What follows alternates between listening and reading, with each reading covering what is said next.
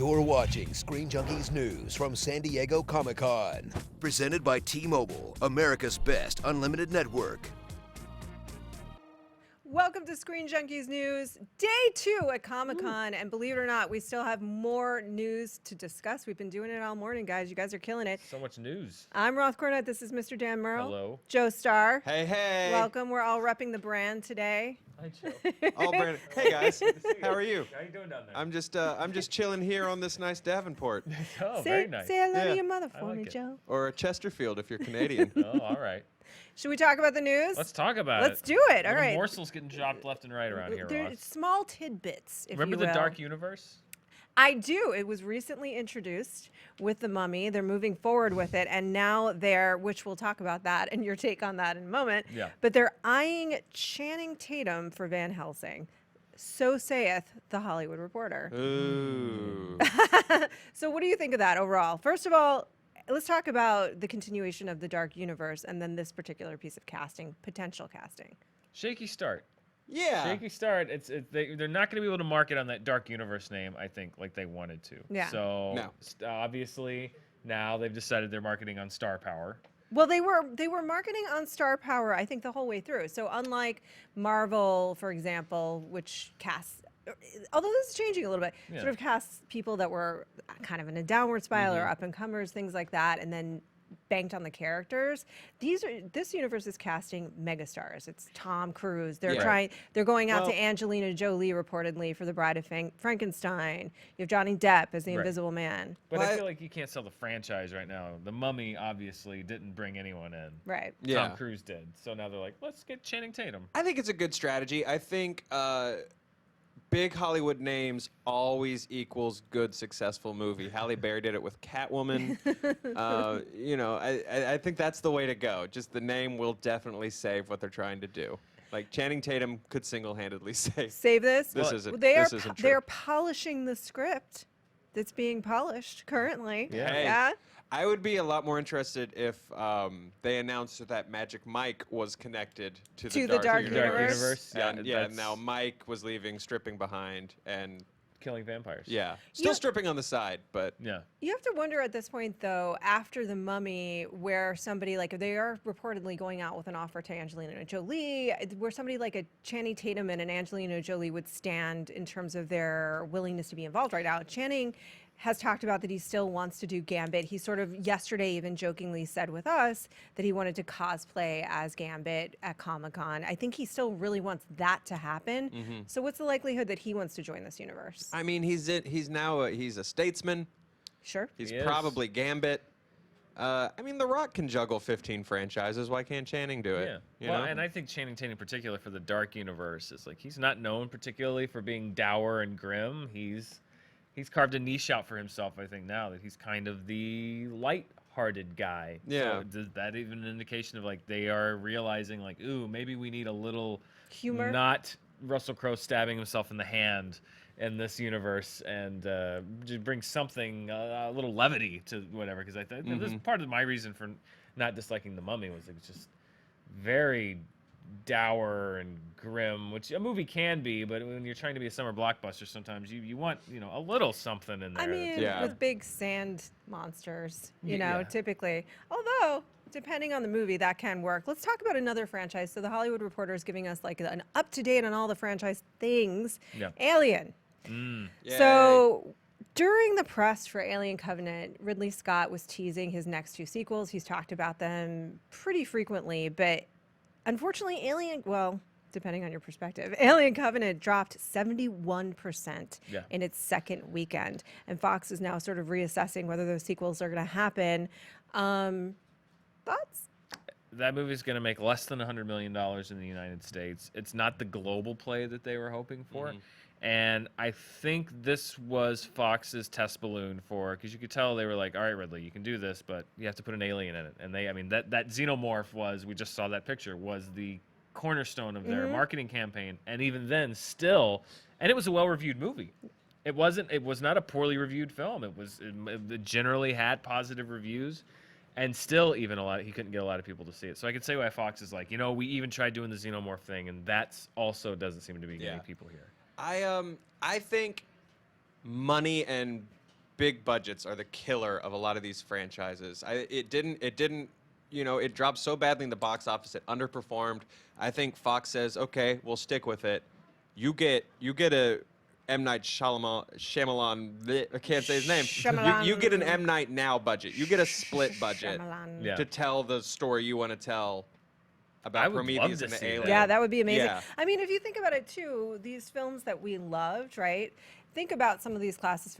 Alien, yes, but Terminator, right? Yeah. That was an independent film, Yeah. and it was fantastic. It still remains one of my favorite films of the day. I will say I am a silver lining person when it comes to movies. For the most part, I really want them to be good. I want them to be successful. I want creators to have the freedom to do what they want. Ridley Scott is clearly invested in this. Having said that, I love those first two films so much. I love Alien and Aliens, which I think right now he's just ignoring the aliens exist at all, maybe. Yeah. I would like this to stop. I really went into Covenant with an open mind, and I wanted to love it. And just there were so many like face in the goo moments and things that I just thought I don't think you really can ruin a film with another film, but can you? Yeah, well, I think it's just that there's only so much that these movies have, and that's fine. Like Alien was great in its simplicity. There's a thing, there's a thing that's going to jump on your face, and then a big scary alien is going to pop out of you and chase you around. And that made for Alien and Aliens, fantastic movies. Even a lot of people are partial to Alien 3. With Venture, it was different, at least. I think Alien Resurrection, people are like, I don't know about this. Prometheus was its own different thing. And then I feel like with this, it's just like, it was like, oh, but how did the face hugger get there? And you're like, I don't care. It's still about the face hugger. Yeah. And so I feel like, to me, it goes back to that budget thing. You take away some options and really make these filmmakers that are wondering why these massive projects are flailing. You take away some options and you take away some resources, and they really have to start owning these scripts and owning these stories down to the best possible beats and really start making some smart movies. And I think you get a really cool Prometheus alien movie out of that. Yeah. I mean, look, this is a great world. I love these creatures, and I still love Ridley Scott. I mean, just in terms of the films that he has given us, like Alien, like Blade Runner. But at the same time, I feel like you're right that we discover very quickly that I didn't really need to know where the alien came from. I just needed to understand that it bleeds acid because it's a defense mechanism. Everything it does is built to defend itself and survive, and that's it. And the story of Alien is a survival story from the alien's perspective and from the human's perspective, and certainly for Ripley. And the questions about AI and things like that are all there as well. But I don't really need any more investigation personally from this world. I know some people liked Alien Covenant. I didn't hate it. But I'm cool with this stopping. Why'd you point at me? I don't know why I'm pointing at you. Oh, okay. I'm just like pointing. I did give it. She's conducting the conversation. I did mildly recommend it. Yeah. So maybe that's why you pointed. Because you're a flute fan. I think I'm also just I sort love of like flutes. I love arts. I love movies with two cybernetic twins playing the flute. I'm sorry. Yeah. If that's in a movie, no I'm one going to can blame recommend you it. for Dan, that. to steal a Hal Rudnick line, how many nights have we spent just in an IHOP parking lot wondering when we were going to get a Ridley Scott movie about two androids When is playing Michael flutes? Fassbender finally going to get to be in that homoerotic flute scene I've been waiting for him to do All right, now against Dan's- himself? Dan's pitching a movie that I can get down with, and I retract everything I said previously. If you put Dan in charge, make your alien Get ready movie. for a bunch of Michael Fassbender flute scenes. That's all I'm saying. I'm into it. All right. I could go a lot of places with Michael Fassbender flutes, but I won't. Yeah. Ghostbusters. Everybody is. Where are you? I'm sorry. Oh, you said the G That's my word. response when you say that on the internet. I apologize. Said the G word. Dan goes down. My instinct kicked in. It was just a reflex. I apologize. We are so terrified Dan of the Con internet. 5. No, but it's true. I think we're justifiably terrified to talk about so many of the things that we then must talk about. Yes. Ivan Reitman, there was a Ghostbusters panel, was talking about the future of that franchise. He's working on two different films. One is an animated feature and one is live action. And years ago, I think you guys remember this, it came out during the Sony hack that he had talked about a Ghostbusters live action that included Channing Tatum. Yeah, they were among talking about others. the male team and the female Yeah. team and the Ghostiverse and this whole big extended thing. Yeah. We should make very clear this is not a sequel to the Paul Feig Not that movie. we This know is of. not Yeah, a not that we know sequel. of. No, I don't think it is. Well, I, he's teasing an animated film that would be told from the ghost's point of view. I will read a quote Yes. that will illuminate this very thing. We're looking at the film from a ghost point of view and the Ghostbusters from the ghost point of view. I think it would be something very interesting for you. And of course, we also are looking at a new live action film. So we don't think of life enough from a ghost point of view. I think we agree. can all agree, right? Yes. Completely.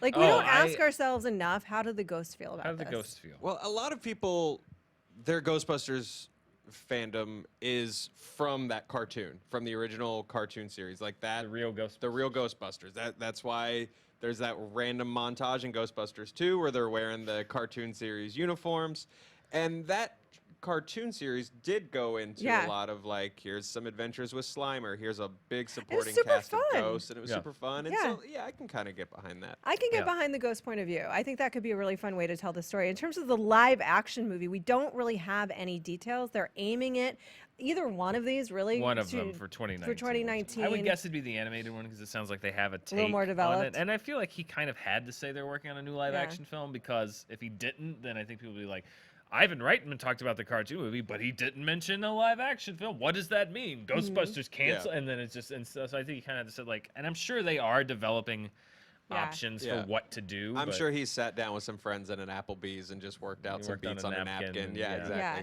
This is meant to go with the 35th anniversary of the original Ghostbusters. I'll tell you why I don't think it's going to be a sequel to the Paul Feig movie, because I don't think that was as successful as they would have liked for that to get a sequel. I could be wrong, you know. I think it lost money. So. But Yeah. so no, I don't mean about its success. I could be wrong that it's not coming back. But I don't think it's going to come back because it did not make money. Yeah. But the second reason is that Ivan Reitman, even while that was in development, was talking about this other movie with potentially Channing Tatum. So I don't think he lot was of Channing hugely today. a lot of Channing.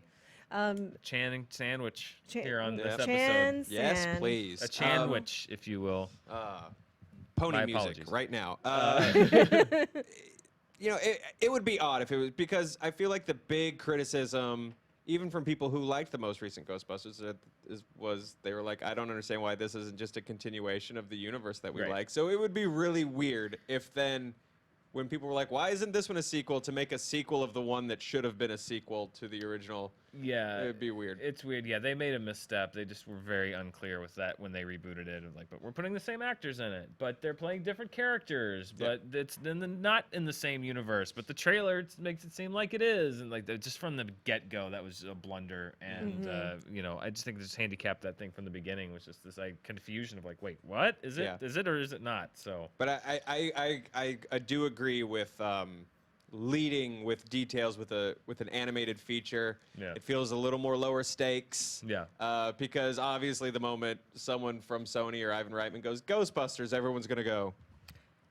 And so it's safer, you know, just saying, hey, we're doing this animated feature, and also, you know, there's probably a live action thing that's gonna come up. But Yeah, let's but, talk hey, about cartoons. You guys remember Slimer? Yeah. You like him? All right, so wrapping it up, guys, we're going to do the thumbs up and thumbs down on these three things. Dark Okay. Universe. I'm This is trending kinda like- downwards. I'm trending downwards. Yeah. All right, Alien, continuing Ridley Scott's Alien franchise. I don't want to thumb down Ridley Scott. I don't just think ever want to maybe thumb down. let's- We're not thumbing down Ridley Scott. This is Ridley Scott, but This is Ridley continuation Scott. of the Alien films. There he Where are is. you? Yeah, I'm Somewhere in the trending middle. negative. I'm also trending negative. Kind of in the middle on that. All right, Ghostbusters, animated and/or live action, continuation of Ghostbusters. You know what? It's a curious thumbs Curious. up. Yeah. All right, Sure. those are our thoughts. What are yours? Let us know in the comments below. Thumbs up, thumbs down. Hey, be nice to each other. Why not? It feels good. It does. It does. Stay tuned for more things. It does. It does. It does. It does. Okay, great. Stay tuned for more things from right here at Comic-Con from Screen Junkies News. You can also stay tuned to Flickbait at 4 p.m. this afternoon with these lovely gentlemen doing hilarious things on the original OG Screen Junkies channel, which is what I like to call it. Thanks, guys, and stay tuned for more. This episode was presented by T-Mobile, America's best unlimited network.